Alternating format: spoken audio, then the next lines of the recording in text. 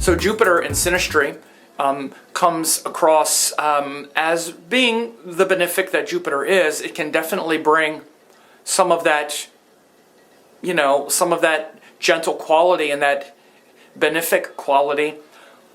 Jupiter, though, it can also bring the other part of the benefic quality, which is judgment and talking over the partner, seeing beyond the literal details of the person to some big principle and philosophy.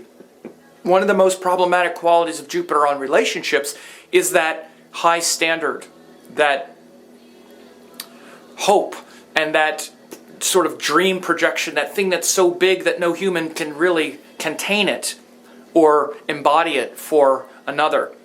So Jupiter can set this high standard that's unattainable here on the earth. And this sort of place from which a person will do nothing but fall short. Falling short of our big projection and our high hopes and high standards is a big problem with Jupiter in relationships, in a general sense. So if this quality comes into contact with other person's important planets, you also have to look at a person's natal chart and see, like, if they have Jupiter in their 7th house, if they have Jupiter join Venus. This is a big one. It's going to be this unrealistic standard for a partner that a partner can't meet. And again, of course, if the Jupiter through Synastry comes in and affects the other person's Venus, affects the other person's 7th house, or whatever, also it can create this high standard. The other person's moon, whatever Jupiter influences. So, again, Jupiter shows a common vision, a common purpose, a common philosophy when he's affecting the other planet, when he's affecting important placements. And it does show the, inspiration and hope and optimism that comes from the other person. So, for instance, Jupiter in another person's 1st house, like let's say someone has Jupiter in Capricorn. And a Capricorn ascendant is going to feel the hope of Jupiter. They're going to feel the person's Jupiter. Now, it's a debilitated Jupiter, but the person who has Jupiter in Capricorn still has a certain amount of hope. They have a certain amount of optimism. And the Capricorn person will feel it. Okay? They'll probably feel it more if the person has Jupiter in the 7th house from them, if they have Jupiter in Cancer. Because then they'll feel the optimism coming from the partner, and it'll be a healthier Jupiter in that sense, at least as far as optimism is concerned. But the practical aspect of having Jupiter in someone's 1st house, it still fills them with hope. Or if, let's say, that same person has the moon in Capricorn. Person has Jupiter in Capricorn, you're going to feel that Jupiter person. You're going to feel their hope. You're going to feel their optimism. You'll also feel the other part of it, but it can be a strong glue. The other thing is that whenever Jupiter influences, we have a tolerance and a respect and a desire to stand for that with the other person. Meaning, wherever Jupiter is, and I'll talk about aspects a little more, but Jupiter aspects especially, maybe not especially, but also will show that we'll have tolerance for that part of the other person. So like if someone has Jupiter in, let's use another example, let's say they have Jupiter in Aries, and the other person has planets in fire signs, let's say the person has a Leo ascendant, then naturally the Jupiter in Aries person, because it's aspecting Leo, is going to confer hope to that other person and have tolerance and grace. Sometimes, especially with Jupiter, it's better if it's an aspect, because the conjunction really kind of blows up that thing and can more often than not create that unrealistic standard that I was talking about. Whereas the aspect there's some detachment in the aspect. If that makes sense. It should. But the aspect is an influence, whereas the conjunction is like an activating, it's kind of like lighting a fuse that goes off. Whereas the aspect is an influence that's like watching and just giving guidance and there's some detachment from the aspect. But we still feel it. It still has an influence. So those are some ideas with Jupiter. And so when we're looking, specifically through Synastry, Jupiter can be much less difficult if it's not dealing with the personal planets. And I've already talked about the Sun, the Moon, Mars, Mercury.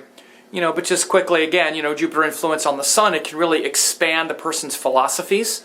They can have this philosophical expansion, which could be quite good. Again, if the Sun is a personal planet, if it's the ruling planet, if it's the seventh lord, and houses, all of those things are considerations. But in a general sense, Jupiter, Sun, and you'll also still see this, whether they're personal planets or not, Jupiter, Sun, through synastry, and there will be a shared philosophy and hope and vision and action, perhaps. Jupiter, Moon, person will have real tolerance for the other person's emotional state and things like that, can really hold space for that, and will feel hopeful around that person. There's no question that Jupiter, but that Jupiter Moon can have that sense of tolerance and that sense of grace to another person's mind, but it still can have that hope. It can still have that hope, disappointment, and particularly the Moon person could be like, "Oh, you inspire me so much," but then it can be that feeling of hope and inspiration for the Moon person because they've been looking for that Jupiter their whole life. Now here it is, but it's not anything of this earth. For the Jupiter person, it's less of the disappointment.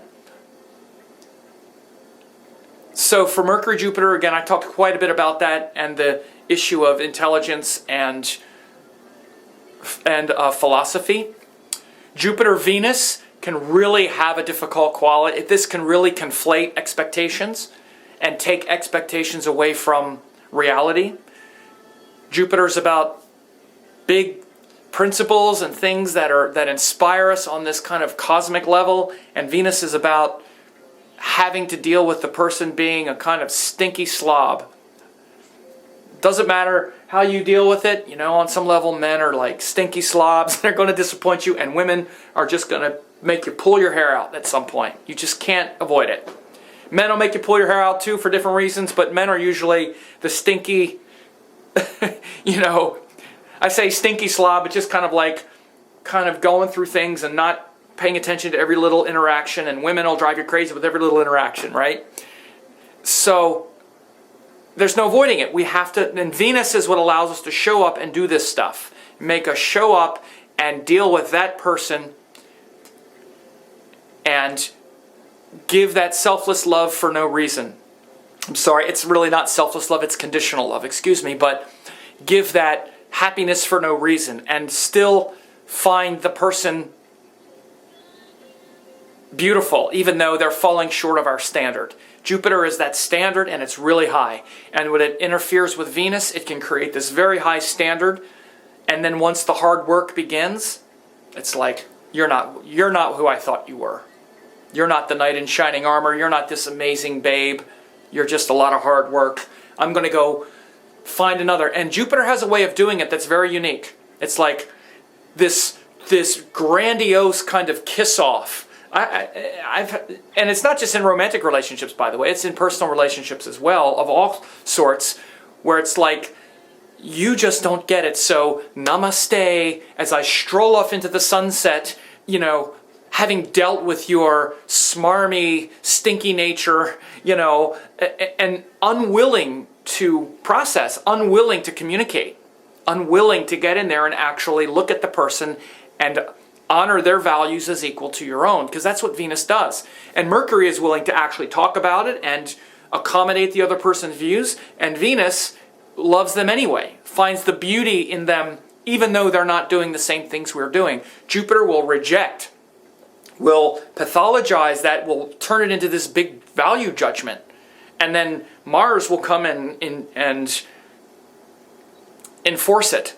So again, Mercury exists between Mars and Jupiter exists between between Mercury and Venus in the planetary order. So Jupiter can really interrupt that Venus principle. And also the 7th house. It can really bring that if someone has Jupiter actually natally in their 7th house, or there's a Jupiter in the other person's 7th house, the person where Jupiter, the person who has the ascendant here and Jupiter's in their 7th house, that person is going, can tend to really feel that too, that sort of hope, disappointment. And Jupiter can be that sort of dismissive, like, okay, I'm going to stroll into the sunset because you just don't measure up. And it's like, whew, that big judgment can come. Jupiter, Venus, big in that one, because that's the big thing where those two really disagree. And it can seem very similar and very mixed because they're both benefics. They both are feeling like they're doing good stuff, but they're doing them for very different reasons. Jupiter, Saturn, again, their relationship is not as hard as it might seem. They're actually neutral toward each other. But, in Synastry, depending on certain things, it's maybe not as bad as it might seem. Jupiter can give hope to Saturn. Saturn can bring Jupiter, down to earth a little bit. They're both kind of planets of universal value. So not as bad as it might seem, but, I can't say that I'm like, oh, great, you have a Jupiter-Saturn conjunction through Synastry. Obviously, the Saturn person would benefit from that probably a little bit more. The Jupiter person is feeling the intensity of Saturn on it, the kind of restriction, which you don't really like so much. Rahu, Jupiter, not a big fan of that either. This is like a Guru Chandala Yoga through Synastry. The Jupiter person is going to be confused by the Rahu person's confusion. This is why Rahu, Jupiter in a natal chart can create confusion with teachers and philosophy and direction. So the Jupiter person, we all have a direction and a sense of why things are happening and where our life is going based on our beliefs. The Rahu person's going to like scramble that up and like, oh, okay, now I'm not sure what I'm doing now. Jupiter Ketu, I like it much more than Jupiter Rahu because Jupiter and Ketu are much more similar. Ketu is actually very devotional. If there's a good philosophy with Ketu, then it's really beautiful because Ketu is certain about the way things are. Like, because it's what we've been through, and we have a certain amount of certainty based on what we've experienced, and we see it a certain way. And Jupiter is also about big philosophies and principles, so those things can come together, and Jupiter's belief and optimism and hope can expand and humanize, or expand is a better word because it's not really human, but it's kind of other world eyes, philosophize Ketu's criticism, and Ketu can really focus Jupiter's at times ungrounded philosophical nature and bring more scrutiny and clarity to it. So this is Jupiter through Synastry.